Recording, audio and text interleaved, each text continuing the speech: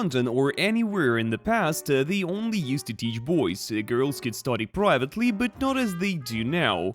Just wake up, do your hair, grab your labubu, and off to the psychology class. No, girls wait, we're in the 16th century. What could children study in London in the 16th and 17th centuries? Latin, Greek, arithmetic, geography, natural sciences, various skills and crafts that are useful for providing for oneself in the future. A little later, something like academies for girls will start to appear. What do they teach girls there? Etiquette, embroidery, French, and sometimes arithmetic. Why get such an education? So that later you could successfully marry, preferably to graduate of one of men's academies. In the 17th century, the so-called writing schools also appeared in London. Here, trading is built around writing skills, so they teach calligraphy using a quill and writing business letters. In the 1700s, port schools emerged, such as Hull Trinity House Academy in York. Here, boys are taught marine navigation, marine astronomy, and cargo calculations. Seafaring is developing, and the appropriate education is in demand.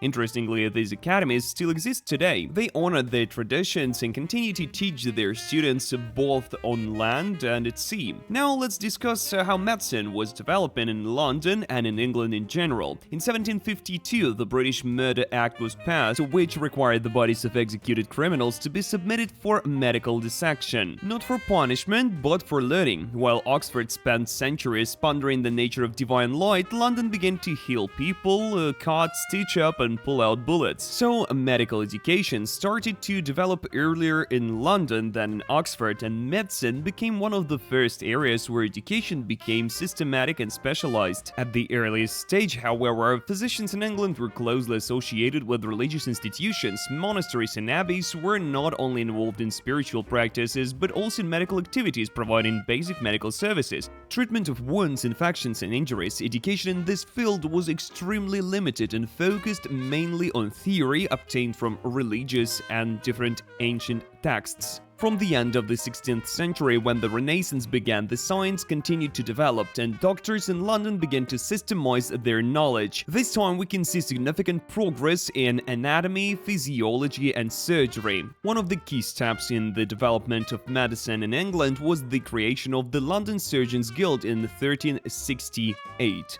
It brought together practicing physicians and surgeons. Despite this, medical education in London remained somewhat isolated from academic institutions for a long time. At that time, London hospitals were both places for treatment and laboratories for studying. Doctors and surgeons were taught not from books but from living material. In 1785, the London Hospital Medical College was founded.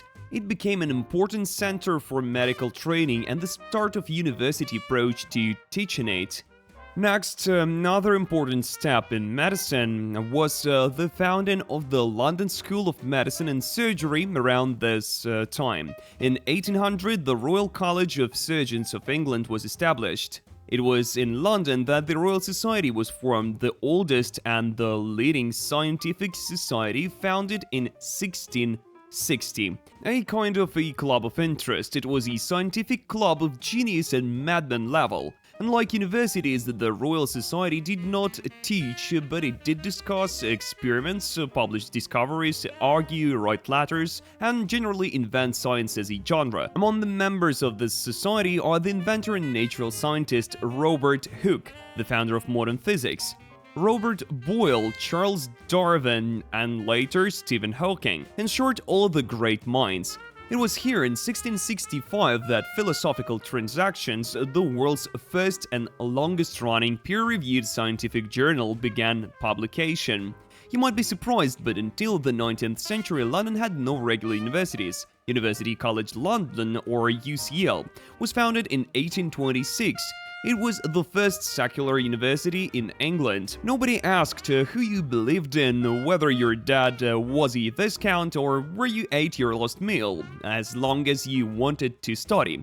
Here, for the first time, Jews, Catholics, dissenter and women were allowed in on equal terms with men in 1878. It was a revolution by the standards of Victorian England. King's College London, on the other hand, was established in 1829 as a counterweight to UCL and had a more traditional focus. We'll be releasing a whole video about King's College later. studied theology, medicine, and law. It was founded as a response to UCL to balance out revolution and tradition. Why was Oxford and Cambridge that became the main universities in England? And why is everyone still drawn there? First of all, they were simply the first. Oxford began functioning as a training center in 1096, almost 8,000 years ago. Cambridge appeared in 1209 when several Oxford professors fell out with the townspeople, packed their books, and went off to found their own university. A better one. It was like a startup of people who loved the company. Secondly, recognition from above. The Pope and the King affixed their seals because when you teach theology in the 13th century, you don't just need a building, a book. You also need permission from God and from the crown. And well, Oxbridge got it. Thirdly, until the 19th century, there were simply no other options. Formerly, it was a monopoly. For almost 600 years, there were only 2 universities in England. If you want to study, you go either Oxford or Cambridge, and that's it. All the judges, priests, philosophers, teachers, or politicians came from these 2 places, which reinforced their prestige. It was at Oxbridge that a unique system was formed. The university consists of colleges, small autonomous units. Each has its own teachers, chapels, canteens, and of course rules. There are 39 colleges in Oxford and 31 in Cambridge. Students live in the campuses right within the medieval walls, eat together, study in small groups, argue about the meaning of life, and drink beer in pubs. The system turned out to be very strong. It creates community and social connections that last for decades. And, of course, money, donations, and endowments. They all flow to Oxford and Cambridge. When you have the prestige patrons, kings, barons, dukes come to you, everyone wants to invest in eternal knowledge. Libraries, laboratories, observatories, departments, personal scholarships, chapels, everything was built on the generosity of graduates and sponsors. By the 18th century, Oxford and Cambridge were literally swimming in money, and when someone tried to create something or catch up with them, they simply didn't have that kind of starting capital. But there was another player in British education, except it was not a university or a school, but a museum, the British Museum. From the very beginning, they promoted knowledge for everyone. Before it was a mainstream. It was founded in 1753, and from the very beginning, it professed the principle of free entry real exhibits, come anyone. For the 18th century, it was a revolution. Not only educated gentlemen came here, but also apprentices, governesses, delivery boys, boys from the market. Did I say delivery boys? 16th century delivery. Here you could visit Egypt, India, Greece, and Mesopotamia all in one morning. In the Victorian era, it was called mass enlightenment.